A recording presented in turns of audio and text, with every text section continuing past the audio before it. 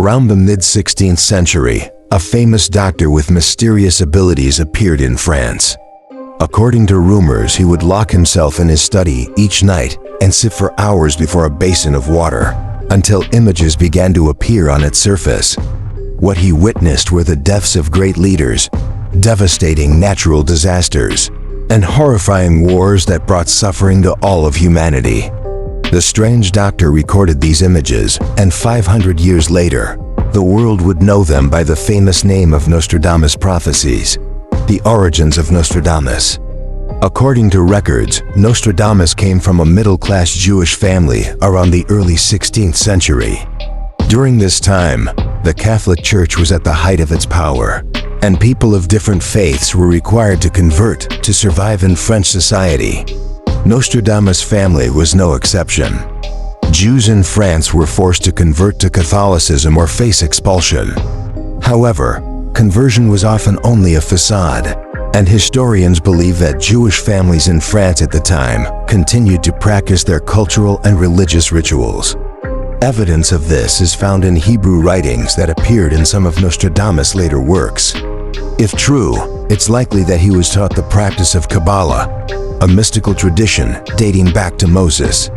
According to the Bible, God appeared before the Israelites on Mount Sinai and gave Moses the 10 Commandments, forming the foundation of their faith. Simultaneously, God granted Moses the knowledge of Kabbalah, which he kept hidden, passing it on only to those deemed worthy. Many believe that if Nostradamus had access to these mystical secrets, he may have learned how to interpret celestial signs to foresee the future. Additionally, astrology played a significant role in Nostradamus' education. Some believe that his great-grandfather was the first to introduce him to this subject, as the study of stars was considered crucial in Jewish teachings, believed to be a gateway to the secrets of heaven. Nostradamus' education and early life. Nostradamus' educational journey was interrupted when a plague outbreak forced him to leave the University of Avignon. He traveled across France, learning about herbs and working unofficially as an apothecary. A few years later, he attempted to resume his studies and enrolled at the University of Montpellier to obtain a medical degree. However, because he continued practicing illegal alchemical techniques, the university suspended him. Some historians speculate that he officially became a doctor in the late 1520s, based on his decision to change his name from Nostradamus to the Latinized Nostradamus, a tradition for those who attained high societal status in France at the time. Afterward, Nostradamus joined the fight against the plague in France and achieved considerable success. At 28, according to the famous scholar Jules Caesar Scaliger, Nostradamus moved to Agen, where he married a local woman. The couple had 2 children and lived happily for 3 years. However, tragedy struck while Nostradamus was in Italy. Treating plague victims, his wife and 2 children seemingly contracted the same illness. Despite rushing home to care for them, all 3 died. With nothing left for him in Agen except sorrow, Nostradamus packed his belongings and left town, spending the next 10 years traveling across Europe and learning new things. It was during these lonely nights under the starry skies that he reportedly rediscovered his passion for astrology, the first signs of success. Between 1534 and 1545, Nostradamus is believed to have started foreseeing the future, with his visions gradually becoming reality. After his family's death in 1534, Nostradamus returned to his youthful habits of wandering. Besides acquiring new medical knowledge during his travels, he began honing his ability to interpret celestial omens. Eventually, he grew tired of his nomadic lifestyle and returned to his homeland at the age of 44, where he remarried a widow. A few years after his second marriage, he built his dream observatory, dedicating the entire top floor of his new house to studying the stars. Although we may never know exactly what happened inside that observatory, it seems that it significantly enhanced Nostradamus' predictive abilities. In 1550, he published his first work of prophecies, a yearly almanac that included important dates and forecasts of natural disasters and tides. Thanks to the Renaissance-era printing boom and the accuracy of his weather predictions, numerous copies of the almanac spread rapidly across France and much of Europe. Following its success, Nostradamus announced plans for a magnum opus titled The Prophecies, intending to document predictions for centuries to come. This work attracted the attention of the Catholic Church, which had long been at odds with prophets for their unfavorable predictions about the Church's future. Nostradamus' relationship with the Catholic Church. Some historians believe that the Church's scrutiny made Nostradamus reluctant to use straightforward language in his prophecies, unlike in his earlier almanacs, as it would have been difficult to hide predictions that could cause trouble with the Church. Thus, after 5 years of almost total isolation in his study, Nostradamus recorded his prophecies in quatrains, 4-line verses, in which every 100 quatrains represented one century. These seemingly endless verses turned the book into an epic filled with haunting predictions. His unique writing style, which made readers feel as if they were peering directly into the mind of a true prophet, contributed to his widespread success. The prophecy for Queen Catherine. Nostradamus' fame eventually reached the most important person in France, Queen Catherine. According to legend, she invited Nostradamus to her palace to request predictions about the fate of the royal family. It is believed that the queen had read his work and was concerned about a particular quatrain she thought foretold disaster for her family. Researchers claim the quatrain that frightened Queen Catherine reads as follows: "The young lion will overcome the older one in a field of battle in single combat. He will pierce his eyes through a golden cage, 2 wounds from one, then he dies a cruel death." Upon arriving in Paris, Nostradamus advised Queen Catherine to keep King Henry away from battlefields and ceremonial duels. Despite the Queen's efforts to heed his warnings, in 1559, King Henry ignored her and agreed to participate in a jousting match against Count Montgomery, the head of the Royal Guard and 6 years younger than the king. Both men entered the arena with shields bearing lions. The match resulted in the king suffering 2 severe injuries, one to his neck and another more grievous one that pierced through his golden helmet and into his eye. After 10 days of agony, King Henry died, fulfilling Nostradamus' prophecy in precise detail. Following this astonishingly accurate prediction, Nostradamus' fame grew exponentially. His name spread not only throughout France, but also across Europe.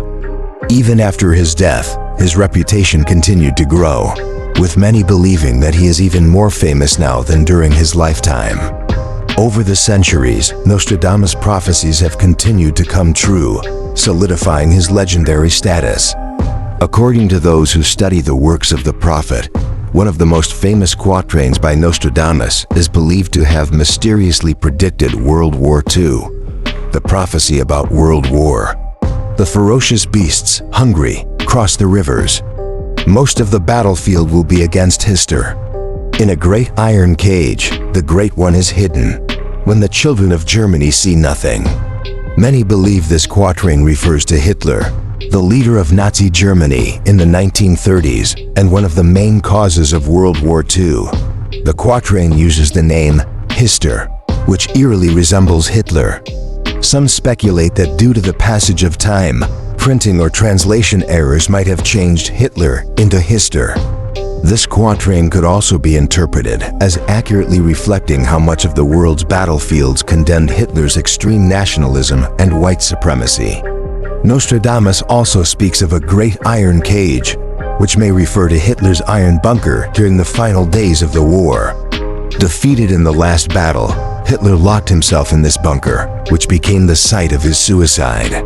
The German people, referred to as the children of Germany, during the time Hitler was trapped in his bunker, witnessed their homeland being devastated and their efforts to build their nation reduced to nothing.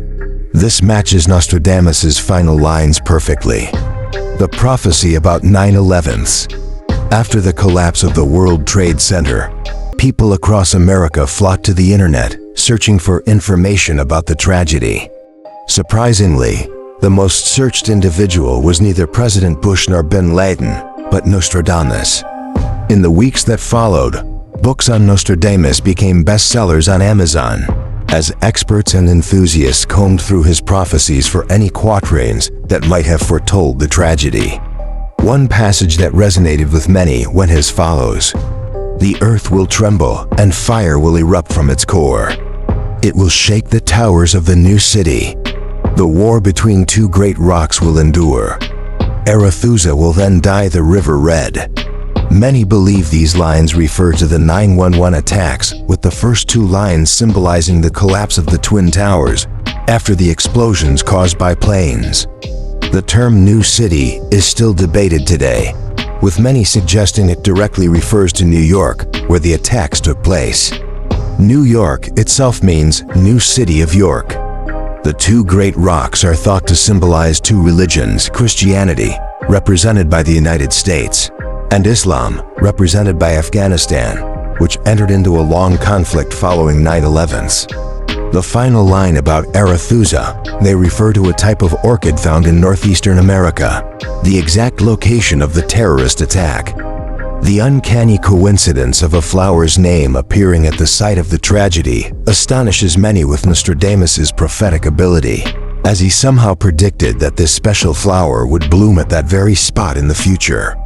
If the Arethusa flower represents the United States, then indeed, the river dyed red refers to the lives of over 200,000 Afghans lost after the war began.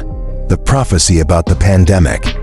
In 2019, when the COVID-19 pandemic emerged and ravaged our lives, many began revisiting the writings of Nostradamus. They searched through his cryptic verses for any clues about the latest calamity the world was facing. And of course, the prophet did not disappoint them. In the list of the feeble, a terrible plague will sweep through America and Lombardy. Fire in the ship, plague, and imprisonment. Mercury in Sagittarius, Saturn warns. Once again, each line can be related to details of the pandemic. The list Nostradamus mentions likely refers to the millions of names of people who were infected or died during the pandemic. The second line aligns with the fact that America, specifically the United States, and Lombardy in Italy, became hotbeds of the pandemic. The third line about plague and imprisonment needs no explanation. The reference to fire in the ship could point to the cruise ship crisis that occurred at the start of the pandemic. The final line, though initially obscure, becomes much clearer when viewed through the lens of astrology. According to scientists, Mercury entered Sagittarius in December 2019, the exact time the first COVID-19 victim was discovered. Saturn entered Aquarius on March 21, 2020, which was also the first day New York City was locked down. If these analyses are correct, Nostradamus not only predicted the existence of the pandemic, but also the exact time it would occur. Is it all true? However, despite these compelling interpretations, Nostradamus's prophecies remain controversial.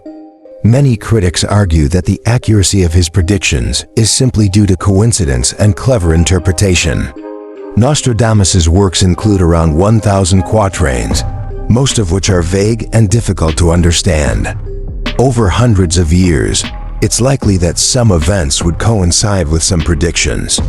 In fact, Nostradamus may have intentionally written his prophecies this way.